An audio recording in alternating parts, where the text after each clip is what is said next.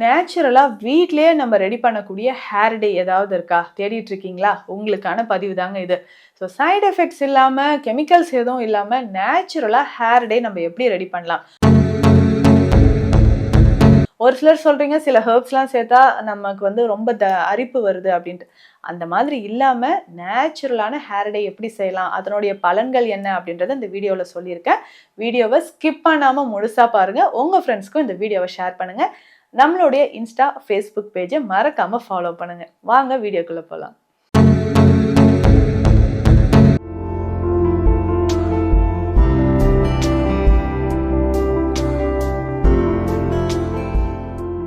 வணக்கம், நான் doctor Nithya, Siddha physician.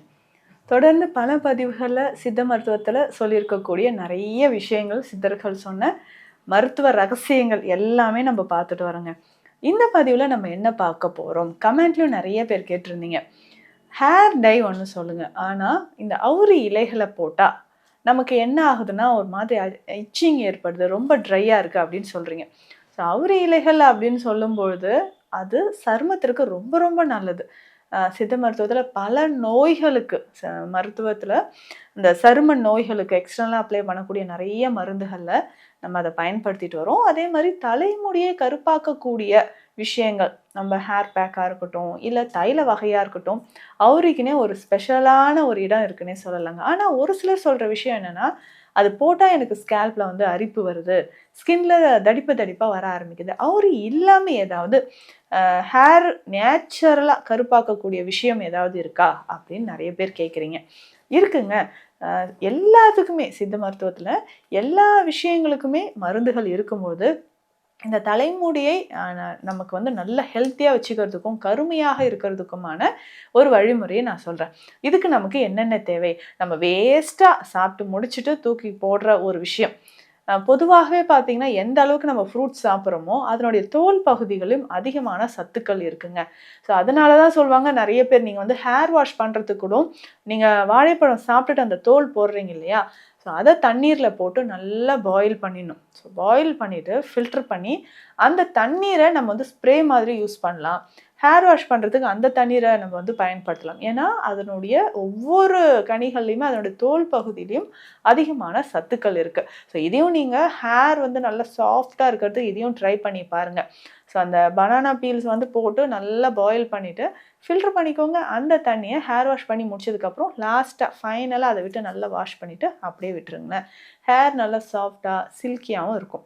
சரிங்க, இப்போது நம்ம நரைமுடியை கருமையாக்கிறதுக்கு நம்ம என்ன பண்ணலாம்? மாதுளை நல்லா நம்ம ஹேருக்கான ஜூஸ் அப்படின்னு சொல்லும்போது மாதுளை ஜூஸ் வந்து நம்ம குடிப்போம். நிறைய பேருக்கு பிடிச்சதும் கூட. அதனுடைய தோல் பகுதி எல்லாமே நம்ம வேஸ்ட்டாக எடுத்து போட்டுருவோம். அதை நீங்கள் எடுத்து வச்சுக்கோங்க, நல்லா ட்ரை பண்ணி எடுத்து வச்சுக்கோங்க. அப்பப்போ இது நமக்கு தேவைப்படும்.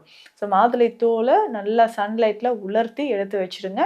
ஸோ இதை நம்ம என்ன பண்ணலான்னா, இந்த சாதம் வடித்த கஞ்சி தண்ணீர் இருக்குது பார்த்தீங்களா, அந்த கஞ்சி தண்ணீர் தேவையான அளவு எடுத்துக்கோங்க. அதை நல்லா பாயில் பண்ணணும். இந்த மாதுளை தோல் இருக்குது பாருங்கள், மாதுளை ஓடு அப்படின்னு சொல்லுவோம்.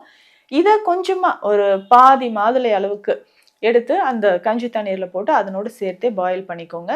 இதனோட எலுமிச்சை தோல் இருக்குது பார்த்தீங்களா, இதுவுமே ஒரு பாதி அளவு இல்லைன்னா ஒரு முழு எலுமிச்சை தோல் மட்டும், அது உலர்ந்து இருந்தாலும் சரி, நீங்கள் டைரெக்டாக இதில் போட்டாலும் சரி. ஸோ அந்த கஞ்சி தண்ணீரில் அது நல்லா பாயில் ஆகணும். நல்லா கொதிச்சுக்கிட்டே இருக்கும்போது அதில் போட்டுருங்க.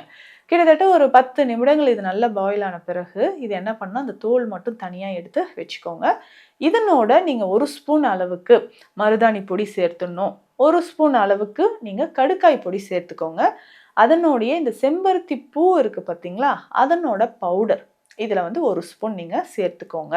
ஸோ இது எல்லாமே சேர்த்து பேஸ்ட் மாதிரி நம்ம அரைச்சி எடுத்துக்கணும். மிக்சியில் போட்டு நல்லா பேஸ்ட் மாதிரி அரைச்சி அதுக்கு தேவைப்பட்ட தண்ணி ஊற்றணுன்னா அந்த கஞ்சி தண்ணீர் இருக்குது பார்த்தீங்களா, அதையே சேர்த்து நல்லா பேஸ்ட் மாதிரி அரைச்சி எடுத்துக்கோங்க. ஸோ இந்த பேஸ்ட்டை ஹேர் பேக்காக நம்ம வந்து யூஸ் பண்ணணும். இது ஹேர் பேக்காக நம்ம யூஸ் பண்ணிக்கிட்டே வரணும். எப்படின்னா ஃபஸ்ட்டு நீங்கள் போட்டுட்டு ஒரு 2 ஹவர்ஸ்க்கு அப்புறம் ஹேர் வாஷ் பண்ணுங்கள். நெக்ஸ்ட் டேவும் இதே ப்ராசஸ் ட்ரை பண்ணுங்கள். ஒரு 2 டேஸ் இதை கண்டினியூஸாக போடும்போது ஹேர் நல்லாவே பிளாக் ஆகிடும். இதில் ஒரு முக்கியமான விஷயம் என்னென்னா, நிறைய பேருக்கு ஹேர் தின்னிங் அப்படின்ற ஒரு ப்ராப்ளம் இருக்கும். நல்லா திக்காக இருந்த என்னோட முடி இப்போ பார்த்தீங்கன்னா சாஃப்டாக ஏதோ பஞ்சு தொடுற மாதிரி அவ்வளோ சாஃப்டாக ப்ரௌன் கலரில் ஆயிடுச்சுங்க. ஸோ ஒவ்வொரு முறை நான் ஹேர் வாஷ் பண்ணும்போதும் அவ்வளோ ஹேர் எனக்கு வந்து ஹேர் ஃபால் ஆகுது அப்படின்னு சொல்கிறவங்க நீங்கள் நிறைய பேர் இருக்கீங்க.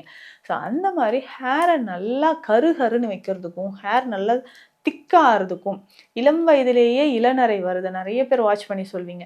ஸோ தலையில் 1 இருந்துச்சு 2 இருந்துச்சு, இப்போ 10 முடி நான் கவுண்ட் பண்ணி வச்சுருக்கேன் மேம், 10 முடி எனக்கு வந்துருச்சு அப்படின்னு சொல்லுவாங்க. ஏன்னா அந்த ஸ்கூல் கோயிங் சில்ட்ரனுக்கு பிலோ 10 இயர்ஸ் இருக்கிறவங்களுக்கே இப்போ நிறைய பேருக்கு இந்த நரைமுடி பிரச்சனை வருது. இதுக்கெல்லாம் பார்த்தீங்கன்னா ஒரு பெஸ்ட்டு சொல்யூஷன், நேச்சுரலான ஒரு சொல்யூஷன்னா இந்த மாதுளை ஓடு. ஸோ இந்த மாதிரி வந்து பேஸ்ட்டை ரெடி பண்ணி வீக்லி ஒன்ஸ் நீங்கள் தலையில் அப்ளை பண்ணிக்கிட்டே வாங்க. உங்களுக்கு நல்ல ரிசல்ட் இருக்கும். அதே மாதிரி தலைமுடி நல்ல ஒரு ப்ரௌன் கலரில் ஆகிடுச்சுங்க, எனக்கு அந்த நரைமுடி வர ஸ்டேஜில் இருக்குது அப்படின்னு நீங்கள் பயந்தீங்கன்னா இந்த ஹேர் பேக்கை ரொட்டீனாக நீங்கள் ஃபாலோ பண்ணிக்கலாம். உங்களுக்கு ரொம்ப ரொம்ப பெட்டர் ரிசல்ட் உங்களுக்கு கிடைக்கும். ஸோ தவறாமல் இதை ஃபாலோ பண்ணிட்டு வாங்க.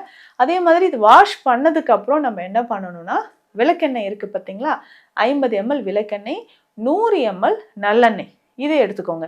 இதில் நம்ம என்ன பண்ணணும்னா கடுக்காய் பவுடர் இருக்குது இல்லைங்களா, அதை போட்டுருங்க. அதே மாதிரி இந்த சிரட்டை தேங்காய் ஓடு இருக்குது பார்த்தீங்களா, இதை நல்லா பவுடர் பண்ணி வச்சுக்கோங்க. ஸோ இதை நல்லா பவுடர் பண்ணி வச்சுட்டு அந்த பவுடரும் இந்த ஆயிலில் போட்டுக்கோங்க. ஒரு 2 டீஸ்பூன் அளவுக்கு இதில் போட்டுடணும். ஸோ கடுக்காய், தேங்காய் ஓடு சுட்டு அந்த கறி அதனுடைய பவுடர் ஒரு 2 ஸ்பூன் இதில் போட்டு நல்லா மிக்ஸ் பண்ணி வெயிலில் வைக்கணுங்க. ஒரு 7லேருந்து 10 நாட்கள் நல்லா சன்லைட்டில் வச்சுட்டு அதுக்கப்புறம் எடுத்து இந்த ஆயிலை நம்ம யூஸ் பண்ணலாம். நீங்கள் ஹேர் டை யூஸ் பண்ணாத போது இந்த ஆயிலை நல்லா ஸ்கேல்பில் படுற மாதிரி அப்ளை பண்ணிவிட்டு அதுக்கப்புறம் நம்ம ஹேர் வாஷ் பண்ணலாம். ஸோ இப்படி நீங்கள் பண்ணிட்டு வரும்போது கம்ப்ளீட்டாக நமக்கு என்ன ஆகும்னா, நரைமுடி வராது, புதிய நரைமுடிகள் வராமல் உங்களுக்கு இருக்கும். ஸோ ரெகுலராக இதை நீங்கள் ஃபாலோ பண்ணிக்கிட்டே வாங்க. ஸோ இளநரை பிரச்சனையாக இருந்தாலும் சரி, இல்லைங்க எனக்கு நேச்சுரல் டை வேணுங்க, ஆனால் இந்த அவுரி போட்டால் மட்டும் எனக்கு வந்து ஸ்கின்ல அலர்ஜி ஆகுது அப்படின்னு நீங்கள் சர்ச் பண்ணிட்டு இருந்தீங்கன்னா உங்களுக்கான ஒரு பெஸ்ட்டு சொல்யூஷனாக இது இருக்கும். அதே மாதிரி இன்டர்னலாக, அதாவது யங் அடல்ட்ஸ் நிறைய பேருக்கு இந்த நரைமுடி வருதுன்னா முக்கியமான காரணம் என்ன, நம்ம உடலில் நியூட்ரிஷன் டிஃபிஷியன்சி தான். ஸோ அப்போ அதை பேலன்ஸ் பண்ணுற மாதிரியான உணவுகள் எடுத்துக்கோங்க. இதில் முக்கியமாக நெல்லிக்கற்பம் அப்படின்னு சொல்கிற மெடிசன் சித்த மருத்துவத்தில் இருக்குது. ஸோ நெல்லிக்கற்பம் நீங்கள் தாராளமாக பயன்படுத்தலாம். ஸோ உடலில் வந்து நீங்கள் அனிமியா, ரத்த சோகை இருக்குது, தலைமுடி அதிகமாக உதிருது, இந்த மாதிரி பிரச்சனைகள் இருந்தால் அதை சரி செய்கிறதுக்கு நெல்லிக்கற்பம் ஒரு முக்கியமான மருந்தாக சித்த மருத்துவத்தில் இருக்குங்க. ஸோ இந்த நெல்லிக்கற்பம் எடுத்து பவுடர் ஃபார்மில் தான் இருக்கும். 1/2 ஸ்பூன் எடுத்து இதில் நல்ல தேன் விட்டு கலந்து காலையிலும் இரவும் 2 வேளை நீங்கள் வந்து உணவு எடுக்கிறதுக்கு முன்னாடி இந்த நெல்லிக்கற்பம் பயன்படுத்திகிட்டே வரணும். ஸோ இப்படி பயன்படுத்தும்பொழுது நம்ம உடலில் நிறைய மாற்றங்கள் நடக்கும். ஸோ செல்கள் எல்லாமே புதுப்பிக்கப்படுது அப்படின்னு சொல்லலாம். ரத்த ஓட்டம் அதிகமாக ஆரம்பிக்கும். ஸோ அதே மாதிரி இந்த ஹேர் க்ரோத்துக்கு நம்ம செய்ய வேண்டிய விஷயம், தண்ணீர் நல்லா குடிக்கணும். ஒரு நாளைக்கு குறைஞ்சது 3லேருந்து 4 லிட்டர் தண்ணீர் எடுத்துக்கோங்க. நெல்லிக்காய் சாறு எடுக்கணும். வாழைப்பூ ஜூஸ் நீங்கள் எடுத்து வாரம் 2-3 முறை குடித்தாலும் ஹேருக்கு இது ரொம்ப ரொம்ப நல்லதாக இருக்கும். ஸோ இந்த விஷயங்கள் எல்லாமே ஃபாலோ பண்ணுங்கள். தலைமுடி சார்ந்த பிரச்சனைகளுக்கு உங்களுக்கு சித்த மருத்துவ ஆலோசனைகள் தேவைப்பட்டால் ஸ்க்ரீனில் இருக்கிற நம்பருக்கு கால் பண்ணுங்கள். நன்றி.